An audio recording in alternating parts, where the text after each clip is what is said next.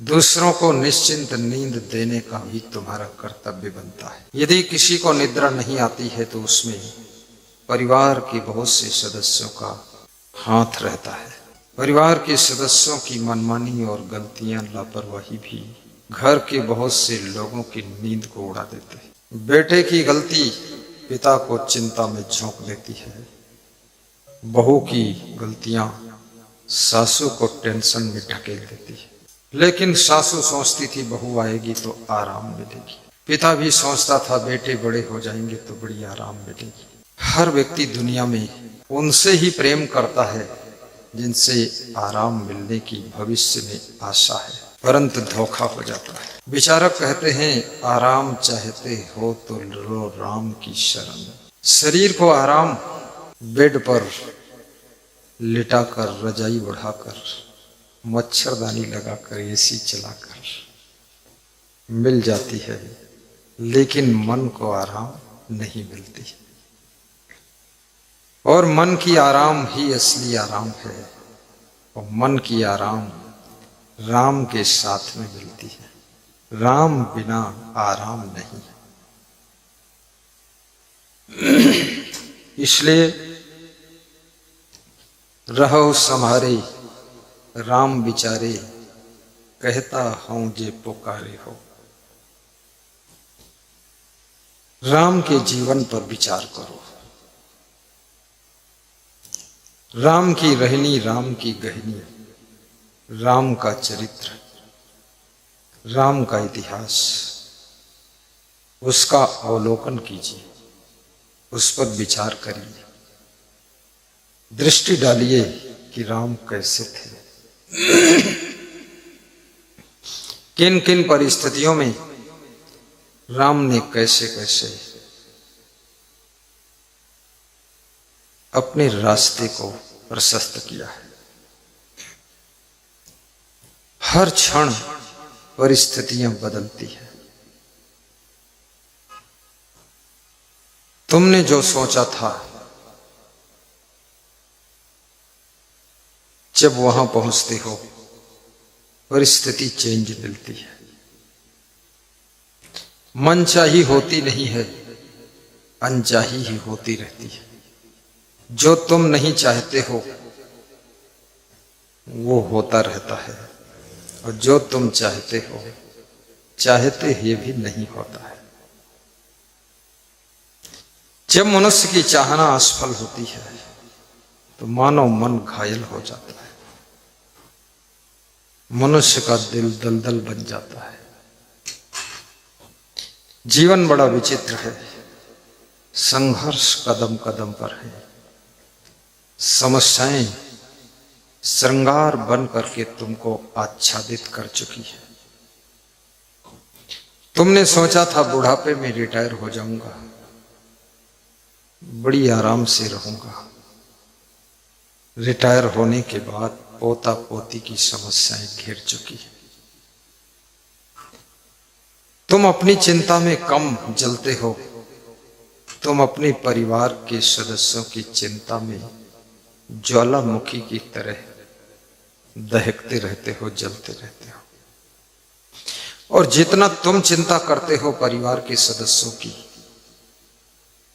और दुखी रहते हो, और जिनकी चिंता करके तुम परेशान होते हो, उनसे पूछो, वह लोग खुद अपनी चिंता नहीं करते हैं। अगर वह लोग अपनी अपनी चिंता करने लग जाएं तो तुमको चिंता करने की जरूरत ही नहीं पड़ेगी, सारा काम लाइन पर आ जाएगा। स्वयं की फिक्र करो, स्वयं के लिए जीने के लिए थोड़ा सोचो, स्वयं की सोई हुई शक्तियों को जागृत करो। तुम्हारे भीतर अनंत शक्ति सुसुप्त स्थिति में पड़ी रहती है। चिकित्सा विज्ञान ने कहा है कि मनुष्य मुश्किल से अपनी बुद्धि का 4% ही प्रयोग कर पाता है। एक वैज्ञानिक 14% प्रयोग करता है। एक डॉक्टर 6-7% प्रयोग कर पाता है, अच्छा डॉक्टर। साधारण डॉक्टर तो 2-3% में रह जाता है। 2-3% तुम अपनी बुद्धि का प्रयोग करते हो तो भी तुम्हें रोटी धोती मिल जाती है।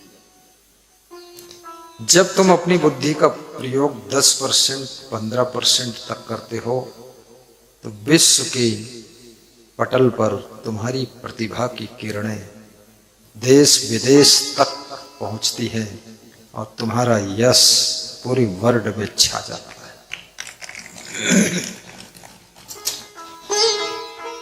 परंतु मनुष्य की प्रतिभा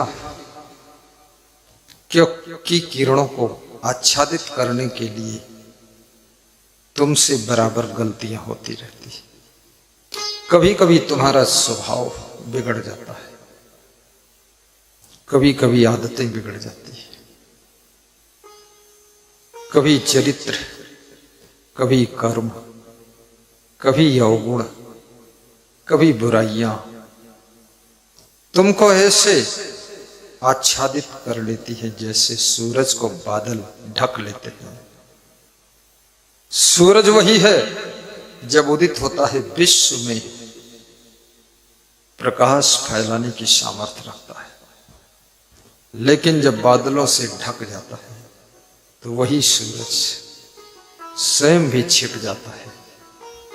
विश्व में रोशनी पहुंचाना तो दूर है, खुद ही बेचारा छिप जाता है, ढक जाता है। इसलिए सत्संग एक हवा है, ज्ञान आंधी है, जो कि बुराइयों के बादलों को उड़ाकर तुम्हारी प्रतिभा के सूरज को पुनः चमकाने में मदद करता है, चमकाने में मदद करता है।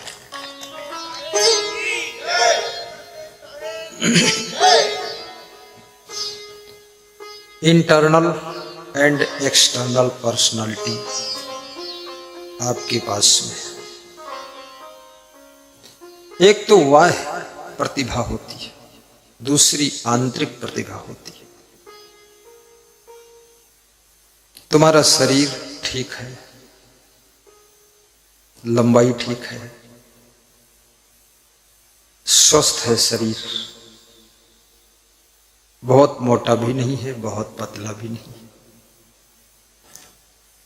जहां तुम निकलते हो तुम्हारे शरीर का भी प्रभाव पड़ता है। तुम्हारा शरीर टेढ़ा मेढ़ा है, अष्टावक्र जैसा है। तुम्हारे शरीर के मुखमंडल पर कोई तेज नहीं है। तुम्हारा आभा मंडल संकुचित है। तुम जिधर जाते हो कोई तुम्हारी तरफ मुड़कर देखता भी नहीं। इसलिए सबसे पहले मनुष्य को शरीर पर भी ध्यान देना चाहिए। ऐसी चीजें मत खाओ जो तुम्हें बदशक्ल बना देती है। इतना ज्यादा भी मत खाओ जो तुम्हारा पेट बाहर कर देती है। और इतना तेल वाली चीजें मत खाओ जो तुम्हारे मुंह को बहुत मोटा कर देती है। बड़े बड़े गाल और गाल पे लटकी हुई खाल और एकदम चेहरा भद-भद हो गया, भद्दा हो गया। स्वाद के लिए जब तुम खाते हो तो शरीर ध्वस्त हो जाता है। जब स्वास्थ्य के लिए खाते हो तो शरीर चुस्त और तंदुरुस्त हो जाता है, चुस्त और तंदुरुस्त हो जाता है। संयम से भोजन करना एक कठिन साधना है। सामने पकौड़ी छन रही है, समोसे गरम गरम थाल में रखे हुए हैं, मूंगफली गर्मा गर्म चटनी के साथ बिक रही है।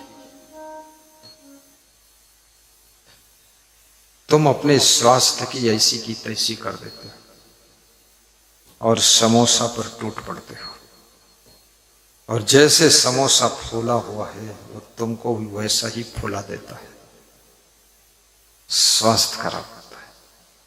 तेल में डूबकर जो चीजें पकती हैं उनको कम से कम खाइए। बिल्कुल नहीं खाओगे तो भी प्रॉब्लम, थोड़ा खाइए, क्योंकि शरीर में कार्बोहाइड्रेट वसा की भी जरूरत है। लेकिन अधिक मात्रा में वसा जब पहुंचती है तब वसा तुम्हारे शरीर को बदसूरत करने में मदद करती है। पर्याप्त मात्रा में जब वसा अंदर पहुंचती है तो आपके जॉइंटों को ग्रीस देती है, लुब्रिकेंट्स बॉडी है। वह पर्सनालिटी तुम्हारी गाड़ी से, तुम्हारी साड़ी से, तुम्हारी घड़ी से, तुम्हारे कपड़ों से, तुम्हारे घर की बनावट से और तुम्हारे जूते चप्पलों से और तुम्हारे बालों से और तुम्हारे चेहरे से वह पर्सनालिटी प्रभावित होती है।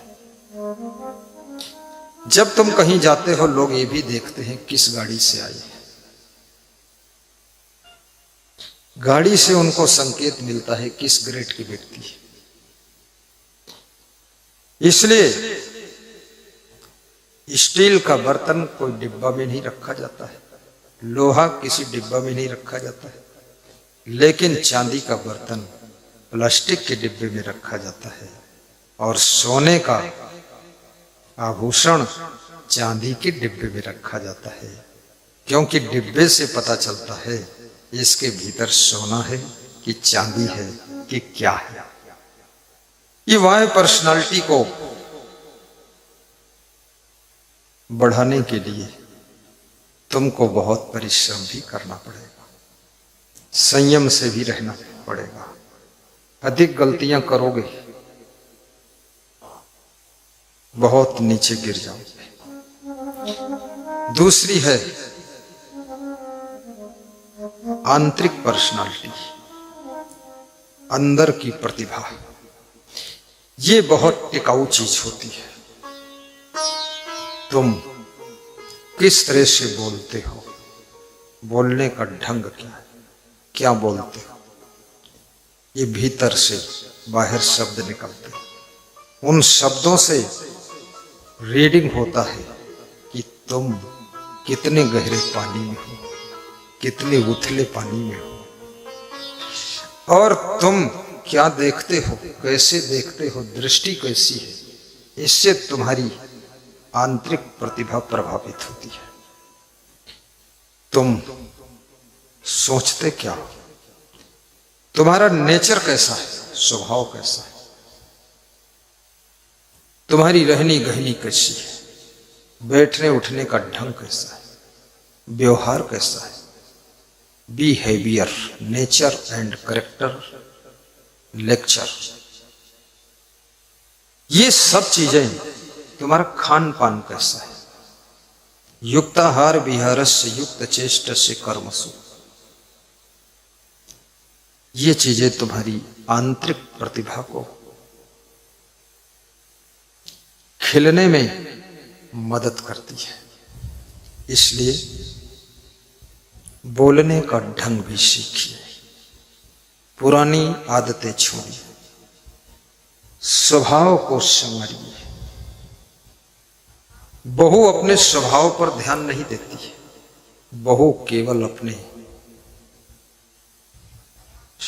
शरीर की सुंदरता पर ध्यान देती है। ब्यूटी पार्लर भी जाती है, बाल संवारती है, गाल ठीक करती है, थोड़ा गाल में रंग, थोड़ा बाल में रंग, थोड़ा नाखून में रंग, थोड़ा गदेली में रंग, फिर पाँव में रंग, फिर एड़ी में रंग, फिर ओंठों में रंग, चाल है भेडंग, घर में मची जंग, सब हो गया तंग, रंग भंग।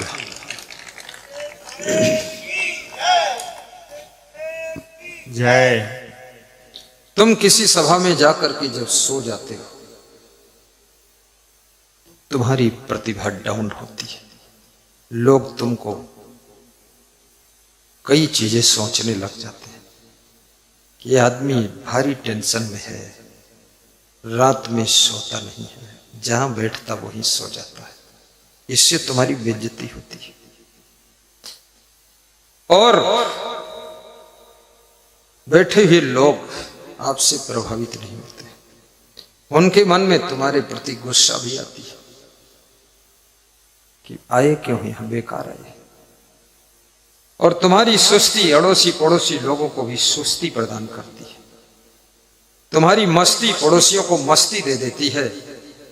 और याद रखना, तुम्हारी खुशी आसपास के लोगों को खुशी भी दे देती है।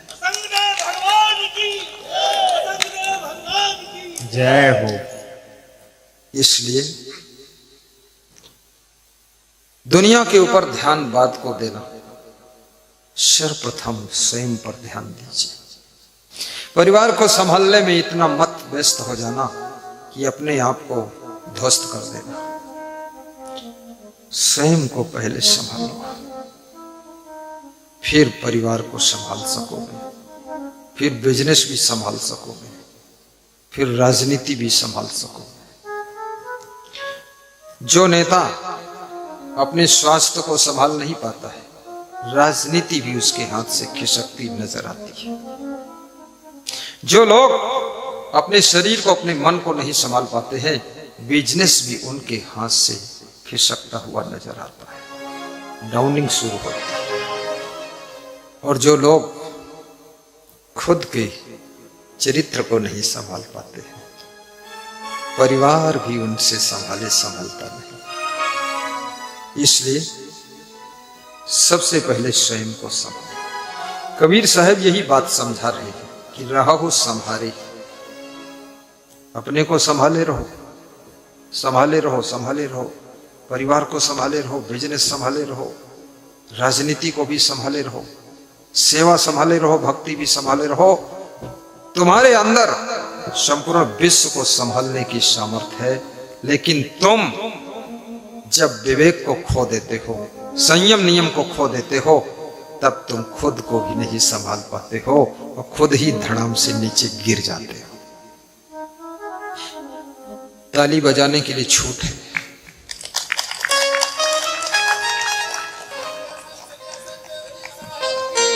जय हो। जय हो। जय।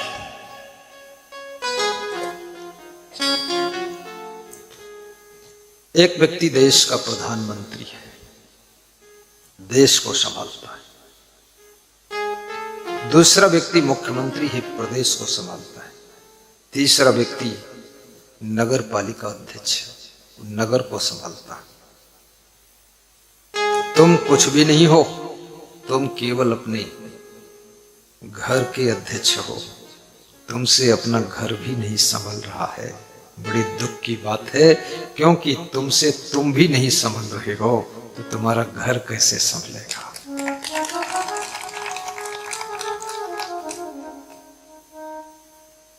विचारक कहते हैं कि चलना संभल संभल के माया नगर यही है। वेद क्या है? व्हाट इज वेद? वेद क्या समझा? वेद शब्द का अर्थ होता है, द मीनिंग ऑफ वेद।